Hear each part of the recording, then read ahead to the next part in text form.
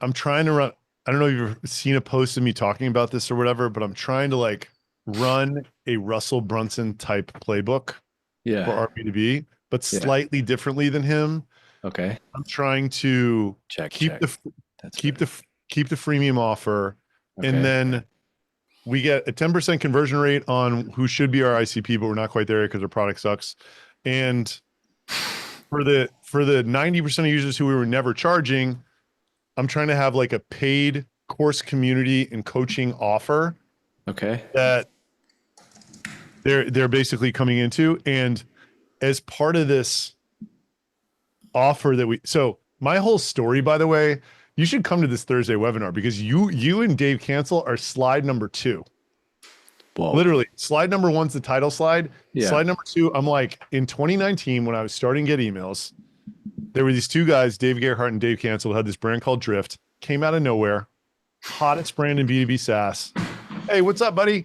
And and they were creating dope content, and all I wanted to know was how they were doing what they were doing. Mm-hmm. But all I could learn was what you were putting out Mm-hmm. and listening to your podcast. So I'm like, the story of the community is basically like, fast forward to today, our B2B is kind of like a similar position. Brand came out of nowhere. We're growing super fast.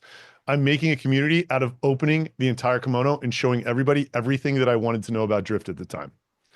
So I'm like, that's a pretty good offer. What's a Yeah. really good offer? I would have probably paid $30,000 to talk to you and Dave Cancel every week, just about what I was doing, right? So for $29.97, we're doing a one-to-many call with me, Santosh, Diana, uh, Pete, our growth guy, Rob, who's our customer success dude, my cold email agency, my LinkedIn agency. Nice. Talk to any of these experts, ask them any question that you want, and then go work on it and come back the next week and work on a different part of your business. $29.97 one-time payment, and you wrap in a paid plan of the pro. So yeah, we're 2 weeks in. we've had two of these group coaching calls, and they're pretty interesting. I mean, Nice. Is there's that a is that what this is, or this is separate? no, this is just like a top of funnel, Top of like, funnel. Yeah, yeah, yeah, like yeah. it's basically a podcast that we have a live audience for. Sure, sure. Um, You got to be so careful. Nobody, if you talk about Russell Brunson on LinkedIn, you'll get flamed. But you're used to that. Everything you say, you're gonna yeah. get flamed. So it is what it is. Yeah. So by the way, for those of you hearing me describe that offer, it's a $29.97 annual payment. Yes. And it rolls to $297 a month after that. And it includes the RBDB Pro Plus plan, which we're like, uh, anyway, it's a $349 a month RBDB plan that comes with it. So if you're interested, hit me up, adam@retention.com, you know? Yeah, I Or like that. We did some crazy stuff. Like we did this thing called the inner circle where it was like 10 grand a month and you got like the highest level of our product, but then also access to myself, David, Elias, our CTO, the team. And what was amazing, but we maybe had like a half a dozen people do it, but there's something that, and this is like similar to social media.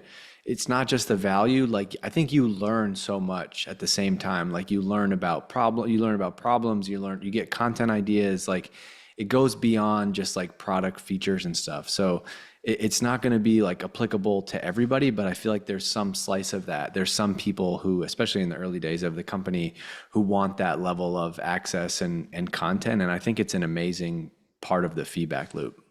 so that was $10,000 a month. I'm trying to do this for $3,000 per year, Yeah, yeah, but my audience is yeah, a bit different, right? Like, yeah, I think the people who are my super fans are like, it's half 0 to 1 yeah, founders. yeah, So like, we'll do a poll here. It will be 75% founders.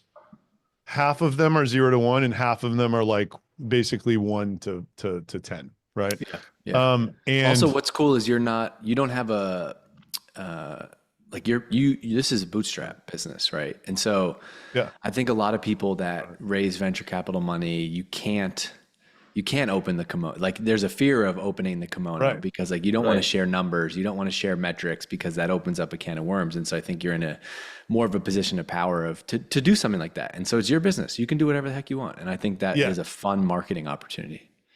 It's super fun. And like, and this is what I say in my presentation and what I will say again. Like, I know, Mike, like this probably blow your mind that I say this. Like, I know that my work in public content is good because it's what I wanted to see out of you guys in 2019.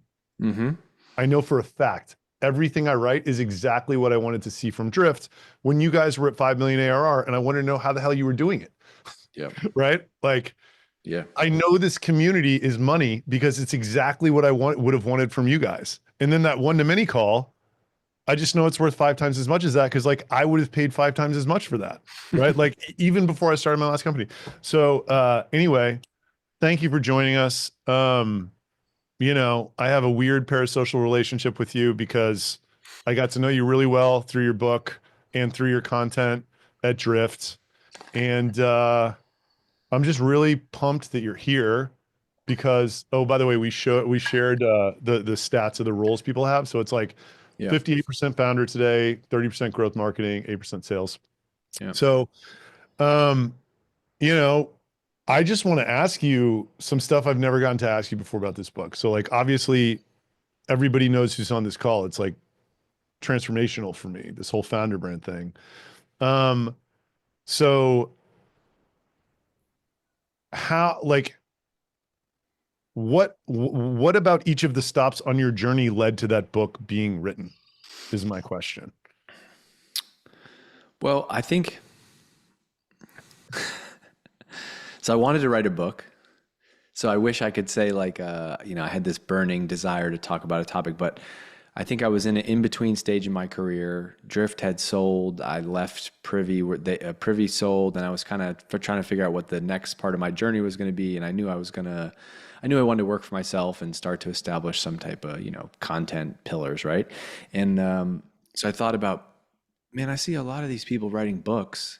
I got something to say. I could write a book. Let me try to write a book. And so I started thinking about like, what's the thing that kind of overlaps in the sphere of marketing things that I've done that I feel like I truly know and can passionately talk about. And I looked back through Drift, I looked back through Privy, I looked back through my personal stuff, and I was like, yeah, it wasn't specifically like LinkedIn, but it was more like this concept of the founder or key executive at the company sharing content on social media. It seems so obvious when you say it that way. This was an advantage. It was an advantage for us at Drift. And so for me, it actually starts at Drift. So when I joined Drift, the company had like 10 employees. I was the first full-time marketing person.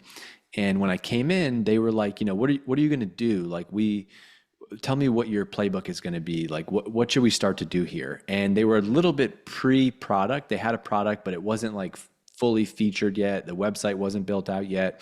And so they were like, we want to start making some noise and building awareness for us as a company. And at the time, they had nothing. They had no website. It was Drift with 2 T's. They had no social media. They had no organic traffic. They had, no email list, whatever. And so I was looking at the list of ingredients and I was like, well, I got this guy, David, who's this well-known founder in the space. So he had just, before they started Drift, so it was this guy, David Cancel and Elias Torres. They were, the two founders. They had come from HubSpot. Before HubSpot, David was the chief product officer at HubSpot. Elias was the VP of engineering. They had a marketing automation company that they sold to HubSpot years before that. They kind of went into HubSpot, changed the product culture, and really did some amazing work on the product there. After 4 or 5 years at HubSpot, they left to start their own thing. So they were both kind of well-known founders. And so I was like, man, this is amazing ammo for me as a marketer. I came up through PR, but I've done a lot of work in social media. Like my first job out of college I was a PR intern. And my job, now I see all the threads. My job was to write tweets for clients. I would literally write tweets for a client, put it in a spreadsheet, send it back to them. They would approve it. And then we'd ship that content. And so, and then when I was at Constant Contact, I worked on the PR team that managed their social media products. And so this was like 2010, the heyday of like TechCrunch. They had acquired the social media company. I was working with the founder on helping him tell that story. So I get to Drift and I'm like, man, this is like a dream. I got this founder that has 50,000 followers on Twitter. He's very well known. They're connected to Sequoia and all these like tier 1 people. This is an amazing opportunity. And in the interview that I had with David, he was like, one of the first things I want to do is I want to start a podcast. And I want to start a podcast and I want it to be called Seeking Wisdom. And here's what it's going to be about. So like, I didn't come up with the name for that. He had this idea coming in. He just needed somebody to help tell it. And so that was like the first 3 months there was like, ghostwriting for him, writing social media content, helping launch this podcast, Seeking Wisdom. And that now I hear people like you say this years later, that became the thing. We'd be literally walking through, our office was in this mall in Boston called the Copley Square Mall. We'd be walking through the mall and someone would be like, Seeking Wisdom, like they would see us and shout us out, right? And he was he was also a very recognizable figure, right? He was a bald brown man. There's not many founders like in that, of that ilk. They oftentimes look more like me. And so he stood out. He had really strong things to say. He was saying like really pithy things on his own without me coaching him. Like he just was like he would say whatever, like, here's why you should never hire an MBA for your product team. And I was like, really? Tell me about that. I interviewed him and we'd create content for that. And so that was a key ingredient there that helped build the company, build the brand. Then I go to Privy, similar thing with Ben, the founder. We started a podcast for him. We started helping him write social media content. That thing created an advantage for him. Then in my personal life, LinkedIn had become the number one asset in my toolkit, right? I had like 70,000 followers on LinkedIn. I was able to launch a successful Patreon off of that, which now became Exit 5. And so I'm like, there's something here. And then there's also this like mega, maybe meta lesson or mega trend, which is like people want to buy from people. I fundamentally think that people still are sleeping on social media as a marketing channel for B2B. They think that social media is a consumer play. I don't even think there is social media and marketing anymore. Like social media is how marketing happens today, right? Like, David Ogilvy would be like rolling in his grave to get at some of the things that we're able to do with social media that they couldn't do back then. And so nobody had really talked about this topic. And I was like, I'm going to call it Founder Brand and I'm going to write a book about it and talk about how we did some of those things. And then, like anything, you end up stumbling your way into some of these advocates. And so people like Adam Robinson come along and, this guy talks about the book more than I do. And he's writing, he's done it himself now and he's built his own audience and it's had an impactful, it's made a huge impact on his business. And so it's just kind of taken on a life of its own. If I'm honest with you, if Exit 5 hadn't become such a thing, like I actually was going to go do something. I think there's something bigger to, like I could have started a company, an agency, something in the founder brand space. The reason I don't talk about it that much is just because I've the entrepreneurial journey is you kind of stumble your way into a business and I'm like, man, Exit 5 is this amazing thing. I'm just going to focus there right now. But I love talking about it. It's also been the thing that's helped us grow Exit 5 is content and social media. And I think there's a big gap from people who actually want to do it. And before I shut up, my favorite part about the whole thing is that people will say, well, it's hard and it takes time and I don't want to put myself out there. And I'm like, well, not for you then. Yeah, it's like we all want this like magic, we want this magic bullet. We want this like secret recipe. And I'm like, it does take time. It is uncomfortable. You have to do it. And so there's a small percentage of people like Adam who take it and run with it and have seen the power of it firsthand. And if I heard an objection I haven't thought about in a while because I'm not contemplating selling my business. I got asked earlier today, am I concerned with the fact that I'm inextricably linked my personal brand to this business when it comes time to sell? And I was like, well, yeah, like that's a downside, but like, man, when you're starting a startup, like what are your options? Like it's so freaking hard. Like this has to be the most efficient way there's ever been to get a startup off the ground. And it's like, what are you gonna do? Either this or go raise $1 bajillion. I don't wanna do that. So it's like, I'll figure out later how to like untie myself from this if and when I feel this like thing that's works, also right? a crutch too. It's like we want to find the out. It's like you haven't even had a successful business yet and you're worried about like what's going to happen if, I would much rather, I'd much rather pay taxes on a bunch of money that I made when I finally made money for the first time than like pay all this money when I'm broke. Like let's deal with that when it happens and let's get to that point. Also think it doesn't have to necessarily be tied to just you. I think now you're seeing more people, like again, to my point about this is the marketing strategy I would deploy if I ran any type of business. It is social media marketing. It's not going to be just the founder. Oftentimes there's lots of subject matter experts inside of your company, right? Like I've seen a bunch of Santosh's stuff now. I see other people it starts with the founder, but then if you look at Drift, like we had a company full of personalities. It maybe was started with David, but then I found my voice. Elias is writing, our head of sales is writing, the head of customer success is writing. It becomes multiple people inside of the company, and that drove so much traffic and awareness for the business. So it doesn't just have to be tied to that one person, right? I'll turn it over to Yeah, Santosh. no, yeah. No, so Dave, great to have you. So I remember those early days of Drift. I dropped by your office initially in Cambridge and later in Copley Square. Um, my question to you is, how has founder brand strategies changed from like the 10 years ago when you guys were pioneering it to say the next 10 years? Oh, that's a good question. I think the biggest trend has been short form video. I think a lot more is possible. Like when we were doing it back then, it was just straight up like just text posts on LinkedIn, and we used to get comments all the time like, "This is LinkedIn. Like, who's writing content here?" And I think people, what was happening behind the scenes is LinkedIn was shifting from like a Rolodex, your social. Like, I go to a meeting, I meet Adam at a meeting, then I connect with him on LinkedIn, right? That's how LinkedIn used to work. Now it's a following platform, and so video has changed a lot, but also just the abundance, the noise. There, like back then, you could just be early. It's almost like I use this example all the time, but HubSpot as a company built a moat with SEO because they were like the only company that was blogging in the B2B software space, like in 2007, 2008, and so they ranked for everything, and they just held on to that forever, and they've drove a ton of traffic. We were able to just write plain text level content. And I think now what's changed is there's a lot of that. You can't just win with the fluff anymore. It's like, again, another content marketing lesson, like listicles don't work. Like you can't just write listicles and rank for them on SEO and drive a bunch of traffic. And so I think there's more noise, there's more competition. You have to find your voice and your unique angle.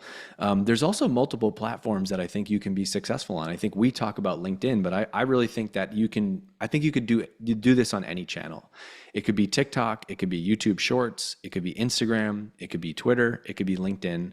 I think you have to pick one to start, but there's also more channels and platforms out there. So no different than. Can I cut you off real quick? Yeah, And sure. to be clear, you're talking about you think you could aggregate a valuable audience of B2B people using TikTok.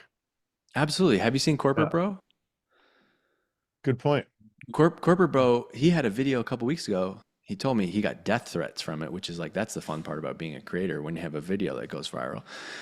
Makes my problems look small. But he had a video that did 40 million views. Or this guy, there's a guy right now called Vin Matano. He used to work at Demand Base. He's a sales rep at Demand Base, and now he's doing this whole like B2B creator thing. But he's really good at video. He's been editing video since he was like legitimately like a little kid, and he's making videos now, and he's really good at it, and he gets the style. And so he's someone who was a sales rep in B2B. Now he's created content. He probably has 50, 60, 70,000 followers, I feel like, on TikTok. I think people are everywhere. I think that the content is going to be different. I think on LinkedIn, people are going to be more open to like work content. And so the angle you take and the play might be different, but I still think people are people when we're scrolling our phones. Like I don't sit down on the couch, pull up my phone, and I'm like, it's time to be personal Dave, and I only want to see golf and fitness content on my LinkedIn. It's like, no, I love my work. I love writing. I love entrepreneurship. I love marketing. If I see something interesting in my feed, I'm going to save it. I'm going to share it. I'm going to comment on it. I think you gotta work a little bit harder to find your angle. And you have to be realistic about the audience, right? And so like, could you be on TikTok, like talking about, website visitor identification, or however you classify what you do on TikTok? Like, no, the angle would have to be different, but I think you could go hard on like the Adam Robinson bootstrap entrepreneur, super vulnerable, like, open. I think there's a track there that would work on that channel for sure. Yeah, cool. Audience, please feel free to drop questions for Dave in the chat. Yeah, go ahead, Santosh. I just gotta follow up, Dave. So I know David Cancel, and I see a lot of parallels in Adam's personality with David's, given both like talking, sharing thoughts. When you think about founder brand, and especially moving into the future, we want sales teams to do a lot of this or replicate a lot of this. What kind of personality is this something you think that can be taught or learned or cultivated, or you just have to be sort of a certain personality trait to kind of be successful at this? Adam and I just did the same thing. Oh, okay. Yeah. Am I not so I think you can. I think you can. I think you can. I think it's like any skill. You have to learn. I think you have to be willing to put out lots of content. Like a key, I've seen this with Adam, right? Like, did he start writing on LinkedIn and all of his posts have the same response that they do today? No. I think I've seen a presentation from him where he shows like this chart when like things started to take off. Like you have to put out literally hundreds of pieces of content to understand what your voice is and what your lane is. And so I do think anybody can learn it. You have to be curious. You have to be like looking around at what other people are doing. You can't just do it in a vacuum. You have to understand what content works. I don't always think you have to play to the algorithm, but you have to understand the game a little bit, and you have to be observe what other people are doing. So I think you can learn it. I think a key part of it though is if you're going to do this at a company, it only works if this person is truly passionate about the company. And so in the early days of Drift, what we had was, yes, the founder brand thing was great unintentionally, right? But people at the company were on this rocket ship. We were one of the fastest growing SaaS companies of all time. The company had this amazing culture in the first couple of years. Like, we were ringing the gong, the smoke machine was going off. People were hanging out at work until, 6, 7 p.m. They wanted to be a part of this thing. That is an intangible, that is a key ingredient. If it's like, I hear this question from like, comms professionals or PR people all the time, which is like, how do we get the company to post more on LinkedIn? And it's like, well, do they want to work there? Like nobody wants to do it because they're told to do it. And I think we didn't tell people to do it at Drift. And in those days, it was like people genuinely wanted to like bang the drum and like be proud of what their company was doing. And they saw like it was a badge of honor to work there and they wanted to help promote that. And so they were willing to share. And then we, from a marketing standpoint, then we're like, oh, wow, people want to do this. Let's channel this. And so I would do sessions with the sales team about like how to write on LinkedIn, what to say, like how to come up with takes and how to format your stuff. But I don't think anybody can I think if you force someone to do it, they got to do it on their own will. And that comes from being at a company that you're passionate about. For sure. So I want to, by the way, if you are curious about what I was talking about earlier, this like what I believe is like a new way of going to market, which involves the Russell Brunson playbook. I'm just going to keep calling it that. The cornerstone of it is this weekly webinar I'm doing. We'll see how long I can keep doing it and keep it fresh or whatever. But like I'm doing one this Thursday. Come check it out. I'm not even asking you to buy, but like if you're just generally curious about like Nathan Laka thinks that like this is what SaaS sales is going to be. And I think there's a strange argument where it's like predictable revenue book got written and a bunch of people got put in desks to send outbound emails to people. And like over the last Wait, he thinks years, what is going to be the playbook? Like webinar? So he thinks like QVC is going to be the playbook. Like bringing like 3 people in and they're giving these speeches and then everybody's buying and there's all this social proof or whatever, which in a way that was kind of what Russell was doing with this week. I'm literally trying to do what he was doing, like weekly webinar, stack and close, all that stuff. Yeah, but like, I did this. We were selling early days of Drift. I wrote like a whole script and we were following this company Lead Pages at the time. And they had this amazing webinar where they would like have an offer and sell. And so we did that. We could just never get it to, it worked really well in like when the product was like $20 a month, $10 a month, and we could do some type of discount. I don't know if I agree with Nathan at the like higher end, because it's like when you get into longer sales cycles, like there's no type of hook or offer that you can come up with that's going to drive the urgency needed to get someone to buy right now. But if you have a high volume SaaS product, I think it could be a play for sure. Totally. And I think that one thing I think is interesting about Founder Brand is that I think if you combine Founder Brand with freemium, it's totally future-proofed. Because it's like field sales will always work. It always has, it always will. In-person, real-life networking, maybe using some digital to facilitate that will always work. I think freemium will always work, right? Even in a zero response rate environment to all the spamming you can do, a free product will still distribute itself if it's valuable. So like the kind of combination of founder brand and freemium, like as sure as response rates are going down next year, the power of founder brand is going up. I'm positive of it. You know Yeah, what I mean? Like, I would take that and I would expand on it just in a different angle. It's like, okay, what do you need in freemium? You need traffic. You need a high volume of traffic, right? If you can't get right. people to your website, you're not going to be successful with freemium.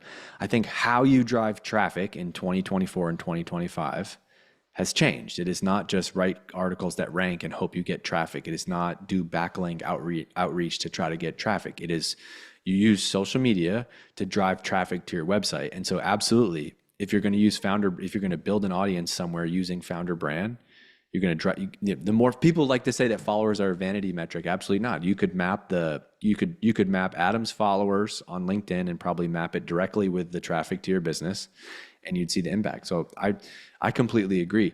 I just want to call it out from that angle because I think it comes back to understanding where does traffic come from? Like where do babies come from? Where does traffic come from? Today, traffic comes from social media. How are you going to play? What's your play going to be on social media to drive traffic? It could be ads. It could be other content. I think founder brand is a great strategy. It's also a great strategy because people want, like, there's too much noise, there's too much bullshit out there today. People want to buy from experts. And so the founder, this is the point, the premise of founder brand, right?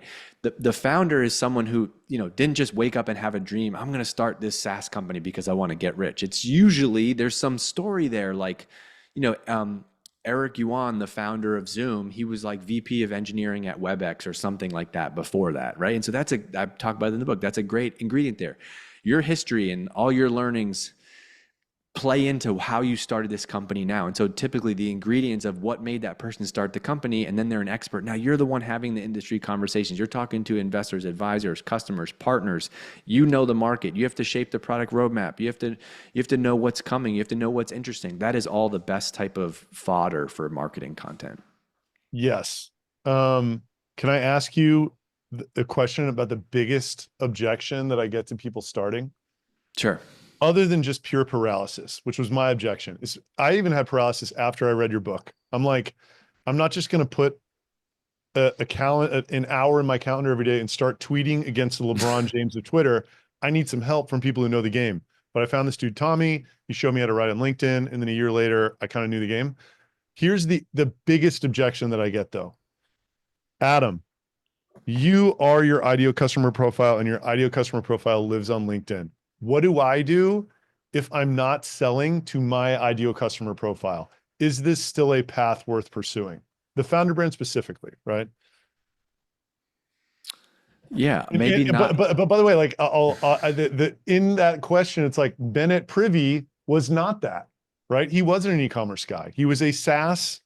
He was what I was with the Shopify audience. So Right. with that, that is the question. That is Okay, the so in the example, so Ben was not that, and so what we did for him was he knew the product really well and he knew the space really well, and he had been operating in the company for 10 years, and so technically was he in e-commerce? No, but I would argue he had one of the biggest wealths of knowledge about conversion optimization for e-commerce because he'd worked with thousands of businesses at Privy, and so for his angle, it was much more tactical. It was like, here are 3 plays you can run to double the opt-in rate on your homepage. And so I think you can make it more tactical. I would also say that there's a couple things. We just talked about this recently. I forget when it was, but there's like a billion, I don't know if it's the active monthly users, but there's a billion users on LinkedIn. There's a good chance your people are on LinkedIn. I would triple click on that and like go down that. And because we all care about work. We all have jobs in some form. We all have LinkedIn profiles. It's like, I have so many friends that don't ever write on LinkedIn, but they have a LinkedIn profile and they exist there. And so you can reach those people who are going to help spread your word. But maybe for your audience, maybe they're not on LinkedIn. Still, the founder brand concept applies. It's just a different way of saying like, speaking at industry conferences has been a playbook for like 50 years or however long, right? That you could argue that's founder brand. Okay, your audience goes to these events. How do you get there? And how do you get it's thought leader? We call it founder brand, but it's really like at the intersection of it's thought leadership, it's PR, it's public speaking, it's being in front of your audience. And I think that that part has not changed. What we're just seeing now is like it's easier to do it digitally because of LinkedIn. And then I would say if you run through all those exercises, maybe 1 out of 10 businesses and industries, maybe this doesn't make sense for you. And then like, well, we're never going to be able to talk to them anyway. So it's interesting you say 1 out of 10. I think people look at me and probably 9 out of 10 say, I can't do that. I can't do that because like he has And this perfect. how do you answer that? Like, do you believe them? So I answer it in like when I was trying to write for Shopify stores, it just wasn't nearly as prolific as when I turned the cannon towards B2B SaaS people and started talking about my tumultuous experience in 2023 of growing and then shrinking a BDR team because it stopped working, right? Yeah. Which, Well, I um, mean, so topics matter, content matters. That is like red meat for the B2B SaaS crowd. So yeah, that's perfect. On the Shopify thing though, like I think you could have done it. You just need a different angle. Like there's a whole, if you go to YouTube, there are videos with millions and millions of views about how to do things for your Shopify store, how right. to generate sales, how to grow revenue. And so maybe it just would have had to have been a different tactic. You can find videos for you can go do the research, go to TikTok, go to YouTube, and you can find basically any topic from golf to fitness to SaaS to cybersecurity. There's videos on everything. I think it mostly comes back to like you weren't able to crack the content formula for that audience. Is that audience there? Right. Yes. But were you able to crack the content formula? No. On LinkedIn, it's a little bit easier to be like, this thing didn't work. This is a problem that like 90% of my audience has. That's red meat. Yeah. And yeah, I like that. I guess in a way it was like easier for me to crack the content code for B2B SaaS people because it was so in front of my face. But I was so determined at the Shopify thing that if we hadn't have pivoted, I probably would have figured out eventually. I mean, I was giving so much to trying to figure it out. So I It's like that. also everything is relative to me also though, because like what does success mean? Like I have a bunch of examples of I know founders, they're in the B2B space, but they don't have 100,000 followers on LinkedIn. They have like 7,000 Right. followers on LinkedIn, and they will say that LinkedIn is the #1 channel for your business. And so it doesn't need to be these like super crazy viral posts to make a big impact. And especially in B2B where like one deal from LinkedIn can make your quarter depending on your pricing. Yeah. So let me bring in a couple of questions from the audience. So Dave, there's a question. How do you balance influencers or using channels or influencers versus founder-led founder-led strategies? The other, I'll ask just two of them quick. Are there any blind spots that you see where founder-led initiatives are not being eh, executed properly? So let me pause. Are there any blind spots? I think the biggest blind spot now is it's not the same opportunity that it was maybe even like 2 or 3 years ago. And so I think you got to be more obsessed with the content, just like business and marketing. Like the offer really matters. Like, what is your angle? What are you going to talk about? How are you going to do it? How are you going to do it differently? You know, Adam has his way. Chris Walker, I know you guys have talked about him, I'm sure, in the past as it relates to this, like very strong, definitive takes about marketing. Like he clearly has a playbook. And so I think you gotta, it's less about just be there, just post every day. That's how it used to be. Now it's much more about like, Right. let's measure twice and cut once. Like what is our angle? How are we gonna do things? How are we gonna make something that's really unique? I think the what you say and having something to say is the most important part. And this also goes all the way out to like the biggest challenge. Obviously like see a lot of startup stuff, a lot of companies these days. #1 things companies struggle with right now is differentiation. There's so Mhm. many tools, there's so many similar products. How are you different? I think that flows all the way down into like the founder brand stuff because you have to truly have something meaningful and unique and different, or maybe you're more aggressive, or maybe you're funnier, or maybe you're pithier, or maybe you have more research and data, and that's your way to do it. You have to have an angle, so the offer has to be better. On this question about influencers and founder brand, I don't think they're the same thing. Mhm. I think of influencers as like content distribution. And I think if it's like the same way you would turn to Google or Meta to give your money to help amplify your content, I think it's just it's a different content play, and you would do something different with influencers, where founder brand to me is more always on, but you might find influencers in your space and have them share content and have them work with your brand. But I don't think it's the same as founder brand. Can I just So your well. first response? Mhm. The, I agree that people are struggling with differentiation more than anything else. And that one of the things that I love about founder brand is it has to be different, right? There's not people Yeah, you can't cannot copy copy you. founder brand. People Yeah. cannot copy you. Yeah. And that's, why I'm trying to do this Russell Brunson thing also is like, I think that that's a moat too. It's like, who is a SaaS CEO that is, teaching on LinkedIn as much as me and can actually, like Russell says in one of his books, it's like when people are willing to pay you for advice, it opens up a whole world of possibilities to you, Yep. right? Like you can sell anything, you can tell them to do anything, whatever. And I think that, in a world where it's easy to copy any software, everyone's, the second anyone catches a whiff that something's working, you have 10 competitors. It's like, Dave Cancel said this about Drift. He's like, when we entered the chatbot space, there were 600 chatbots already, right? So what did he do? He's like, I was looking at Procter Gamble. It was like, there's no question. It was like brand. And it's like, how do you build brand around software? And like, to me, the easiest way would be founder brand because that's just you. It's like, you're muted. You're Oh, muted. the point on differentiation, the differentiation is like, yeah, the niche can be you, right? Yep. Yep. Yep. Love it. Um, so if you were to start from zero, Yeah. what would you start doing? In your book, you say just kind of, make some time and start posting, but like you mentioned, That was 4 years this. ago. I think the thing that I say is like, you can like do a Justin Welch course and he'll say, decide what your content pillars are and then break it down from there. Right.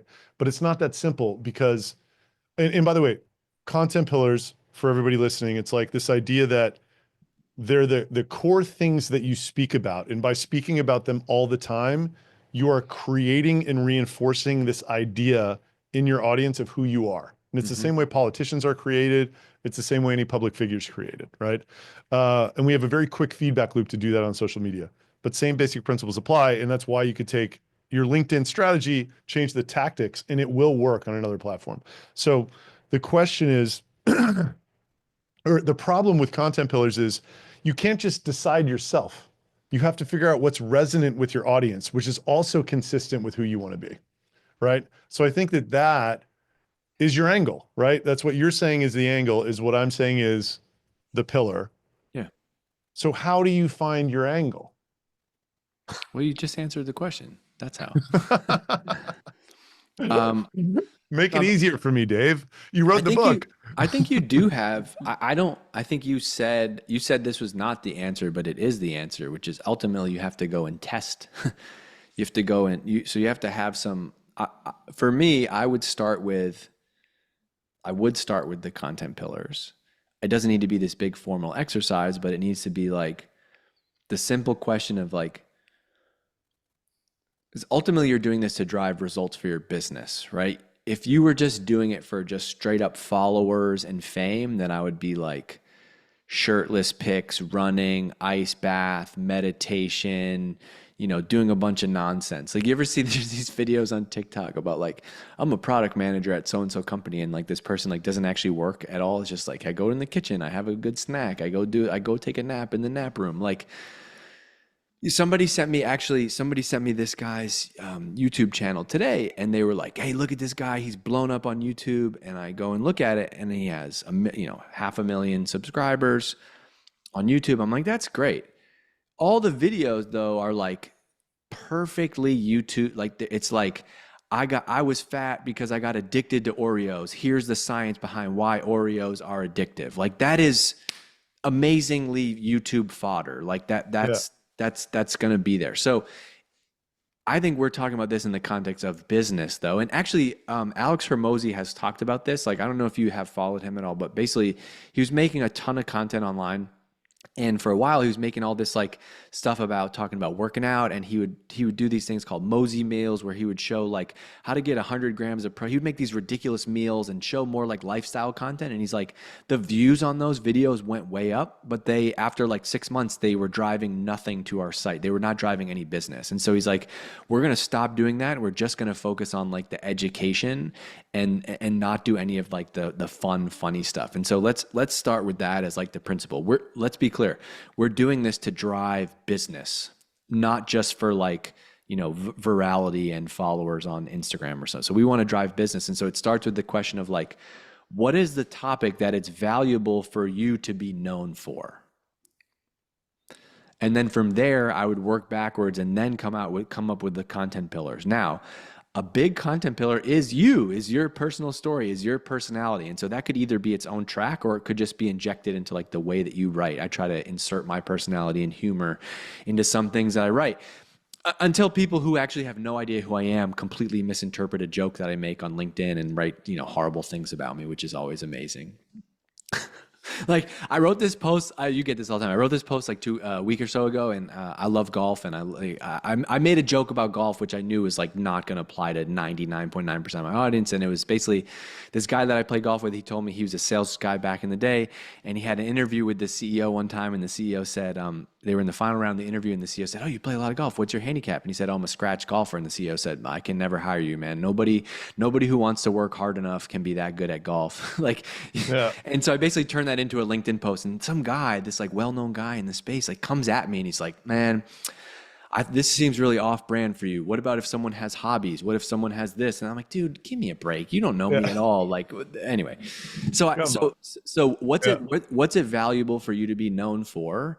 And then like, what are the one or two consistent tracks and takes? And then I do think it is posting, because you're going to learn. You need to learn. You need to put out. I call it daily. I would say I would be posting every single day, because I need to understand which pocket of something that I write about hits with somebody, and then I'm going to go deeper on that topic. And so it starts with what's valuable, what topic is it valuable for you to be known about? What do you have to say about that topic? How are you going to say it in your way that nobody else is saying it? What's different about you? And then you need to just start putting in the work and writing the content. I wish there was a cooler answer than that, Adam. I'm sorry. Well, in another Russell Brunson quote, he said, "You don't start posting every day to get audience, likes, deals, leads, whatever. You start posting every day because you're one day closer to finding your voice. And Absolutely. when you find your voice, that is when the whole world gets unlocked." Yeah, I think I don't know. I think he called it like he was talking about this in the book in the early days, and he was talking about it like as it relates to email. And he's like, I like to write a daily email, or he did his marketing secrets, like marketing in your car podcast for a while, which is like 5 to 10 minute short episodes on his drive to work. And that is an incredible part of the feedback loop. And I think that's what people don't pick out. And so I would start with a rough idea of the content topics, but I really would get into posting. One fun exercise that you can do is like, I like to go to TikTok or YouTube, and I like to find a popular creator that you like or whatever, or maybe some niche person who makes videos about like, frying pans in your world. Go back and find the videos before they actually got views.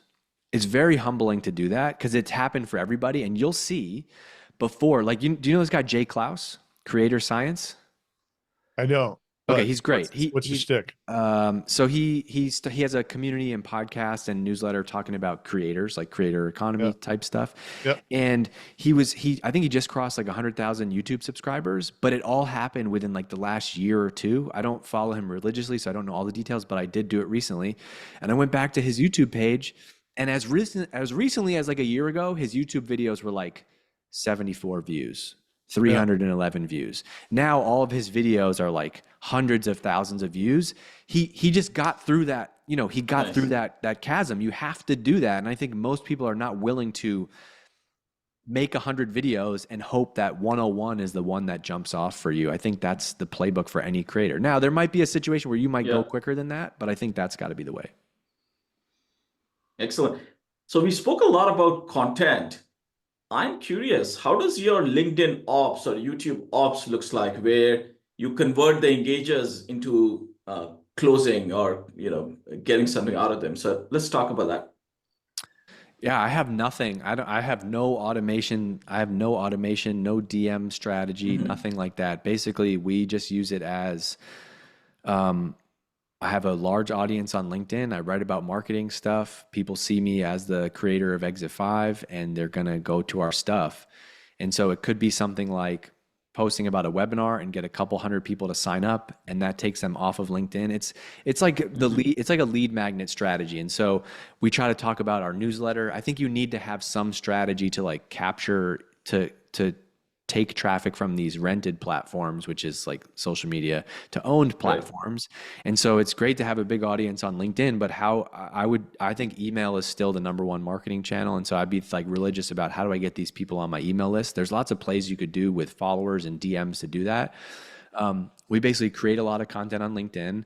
We don't really link to anything that often. I think people just see the affiliation of Exit 5, and I notice that like when I grow followers and impressions on LinkedIn, the correlation between our traffic goes there. I would say the best $1,000 a year I spend or whatever it costs is on LinkedIn Premium, only so I can have that like link in the top of my profile that says subscribe to my newsletter. That's our number one driver of newsletter subscribers consistently, is people see that. So I think little things like that, but then also people are not dumb. You have to understand that if the content matches. Now, if I only wrote about like dad and fitness content on my LinkedIn, then of course Exit 5 Right. traffic is not going to grow from that. But I talk 90% of the time about what we're doing at Exit 5, about B2B marketing, about marketing lessons. And so naturally people are going to want to go and go Google Exit 5 and show up there. Um, I think if I had a little bit, I think if I had a little bit more time and wanted to do it, I think I could run a bunch more like true outbound related plays. But we're selling a product that's $300 a year, and so I haven't found a way to make the economics work for what some of the like LinkedIn folks charge to help build out some of those automations. That's hard for me to figure out. I would do more of that if I could. Yeah, I'm paying Alec 12,000 a month and he doesn't even fucking write for me.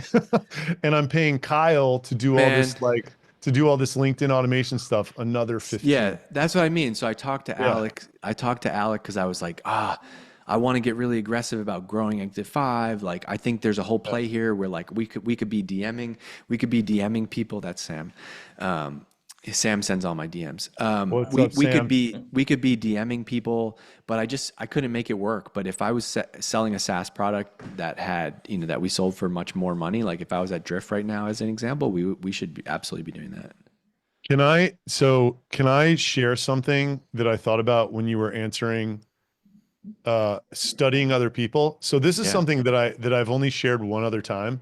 This is a spreadsheet that came from me driving back from Aspen 2 years ago alone. And I listened to 6 hours of Chris Walker's podcast. And in hour six, I noticed that he had said the same five things the entire 6 hours. Yeah. So I was like, hold on. So then I go listen to his podcast from a year ago, and he's saying the same five things over and over and over again. And that was when it hit for me that like this was how you create something like Chris Walker. So I went and looked at all of the stuff he was posting about, and I wrote down, I just dropped the spreadsheet in the chat. I wrote down the topics he was talking about in the quote unquote enemies. And then I wrote what my potential version of those could be. Yeah. And those Yeah. literally became my pillars, and they popped, man. Right. Like, But here's the thing though. He didn't guess at what those were, like to the point of like where would you get started? He's been posting on LinkedIn for so long. He knows that like, okay, these are the topics that like go nuts when I talk about them. Like I have this one post that I've written about like, 15 things you can do to get ahead, and don't show them my credit card. I have this list of things that it's like 15 lessons I learned growing my career from PR intern to CMO. And I have this picture of me like with hair and without hair. And I have a calendar reminder, and once every 3 months I repost it and it goes viral every time. So I know that works. every So time. Chris has been posting on LinkedIn, so he knows. No, He knows he's those. a G. Yeah. So You got to this is, study. I want to just go back to that because I don't want people to be like, oh, that's lame advice. You just have to get started. But like you do, you have to find your pillars. And then once you figure out what content works, you just got to say it over and over again because you know what?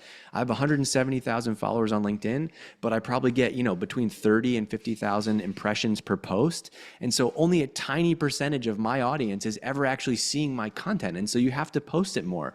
Or like look at Benioff. Benioff is the master at this. They have one or two key messages at Salesforce and they just repeat those messages until the end of time. That is the way. So you got to go and find what works, and then you just keep innovating on that.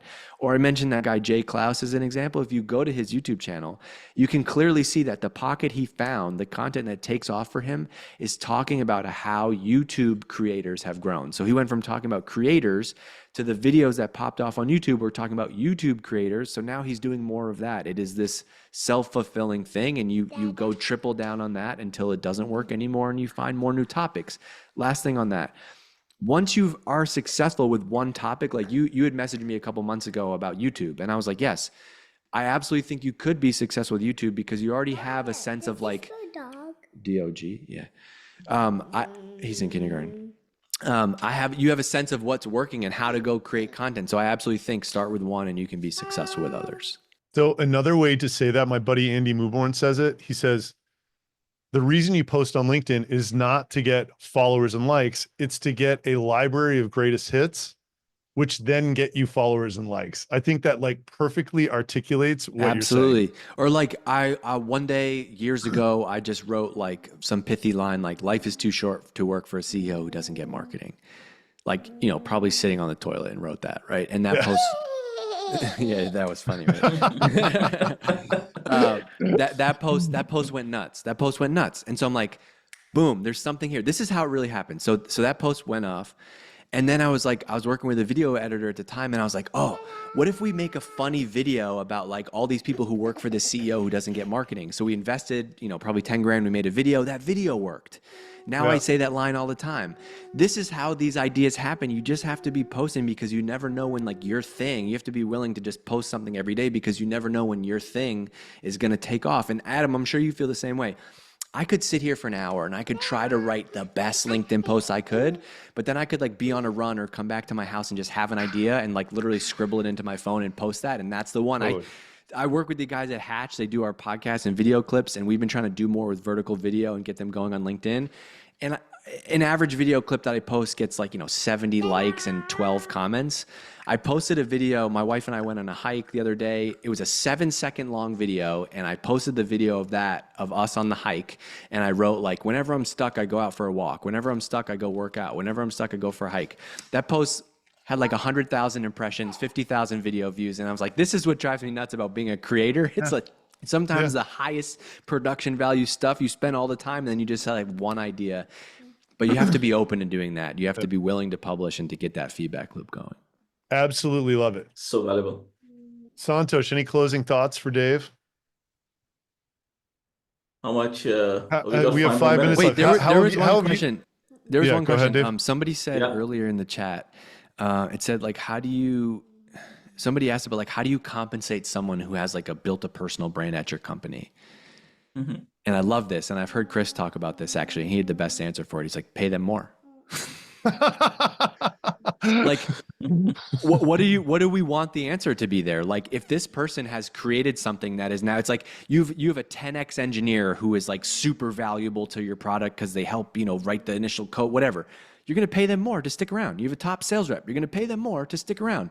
If you have somebody on your team who has built a strong personal brand that's helping your company grow, yes, it is. You're not going to be fair to other people because they're giving you an unfair advantage as a company, and so you're going to pay them more. I think this is the new part of work that people are going to have to navigate. Awesome show. That's it all connects, right? You're trying to differentiate, you're trying to cut through the noise. There's going to be more and more competitors, more vendors for the same category. What we are talking about around content-led or founder-led is going to be so valuable in coming years. Yeah. You got to just stay. If you want to be successful, you have to commit to doing it. And number one thing would be to get curious. Maybe you're not ready to do it now, but start following Adam. Go to YouTube, go to TikTok, go to Instagram, start doing the research. Adam just said he listened to 6 hours of Chris. Like, that's what it takes. And I don't want to hear people who say, well, it takes time. Well, yeah, because now you have this incredible advantage where you can literally post a link to a Zoom webinar and you had 165 people show up and now those people are part of your business. Like, that's what happens. And so if you're willing to put in the work to do it, it's an unbelievable marketing channel. Dave, where can people find you? This was such an awesome episode. Yeah, Thank you man. for coming on. Yeah, I'm gonna see you next week. We're gonna have dinner. We're having dinner in Austin. I heard you might go for a run at some point. That's the people have told me you're gonna be there. I don't know if you will or not. Yeah, no, I'm for sure. Do you want to go for a run? Yeah. Thursday morning. I'd love to go for a run. Yeah. Okay. We'll talk about it, and then we'll have dinner that night. Sauna cold plunge, a run in a sauna cold plunge. Actually, I would love that. Is there a place we could go to? I do. Yes. Yeah, I do. That's the LinkedIn content we need. So I'm on LinkedIn, Dave Gerhardt. Check out Exit 5. I think we've built the best community for B2B marketers. We have 5,000 members. We've built an amazing business here, and we're going to keep doing more. So follow me on LinkedIn. And thanks for having me. It's always fun to talk a little bit inside baseball with people who know what's going on. So you're one hell of a guest, Dave. Thank you very much. And thank you for inspiring me so much when I was trying to start Get Emails 5 years ago and leading me to create a community around what I wanted from Drift at the time. I love that. Everybody needs inspiration from somebody else, right? So yeah, exactly. All right, man. See you guys later. Thanks for having me. Thanks, everybody. I'll see y'all later. Okay. Bye. Cheers. Adios. We ending it? Thanks, everybody. That was great, man. Yeah, I'm still live. Hit the leave button. End. There we go. Bye, everybody.